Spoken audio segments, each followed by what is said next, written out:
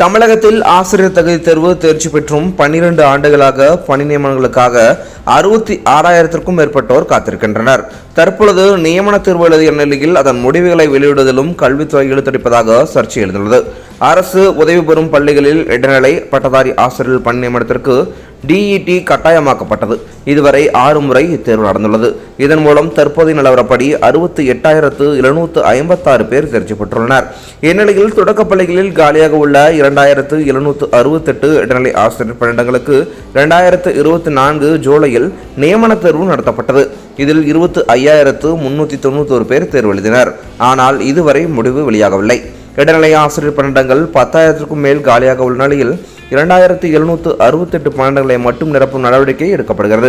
காலி பணியிடங்களின் எண்ணிக்கையை அதிகரித்து அப்பணியிடங்களை நிரப்ப வேண்டும்.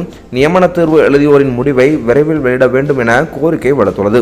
இதுகுறித்து தமிழ்நாடு இடைநிலை ஆசிரியர் நியமன தேர்வுகள் அமைப்பு நிர்வாகிகள் கூறிய போது, தொடக்க கல்வித்துறையில் 31,214 அரசு தொடக்க நடுநிலைப் பள்ளிகள் உள்ளன. 35 லட்சத்திற்கும் மேற்பட்ட மாணவர்கள் பயில்கின்றனர். கொரோனா பரவலுக்கு பின் அரசு பள்ளிகளில் 5 லட்சம் மாணவர்கள் சேர்க்கை அதிகரித்துள்ளன. இதில் 1ஆம் வகுப்பு முதல் 5ஆம் வகுப்பு வரை மட்டும் 2.8 லட்சம் பேர் கூடுதலாக சேர்க்கப்பட்டுள்ளனர். ஆனால் 2013 தற்பொழுது வரை ஒரு இடைநிலை ஆசிரியர் பணியிடம் கூட நிரப்பப்படவில்லை. தற்போதைய நிலையில் 25,000 காலி பணியிடங்கள் இருக்க வாய்ப்புள்ளது.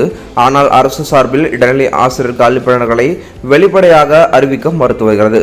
அதே நேரம் 66,000க்கும் மேற்பட்டோர் DET தேர்ச்சி பெற்று பணிக்கு காத்திருக்கும் நிலையில் இதுவரை 5,900 இடைநிலை மற்றும் 7,000 பட்டதாரி ஆசிரியர் பணியிடங்கள் தொகுப்பூதியத்தில் நியமிக்கப்பட்டது ஏன் என வினா எழுப்பினர். எனவே 2,768 என்ற காலி பணியிடங்கள் எண்ணிக்கையை அதிகரித்து வெளியிட வேண்டும்.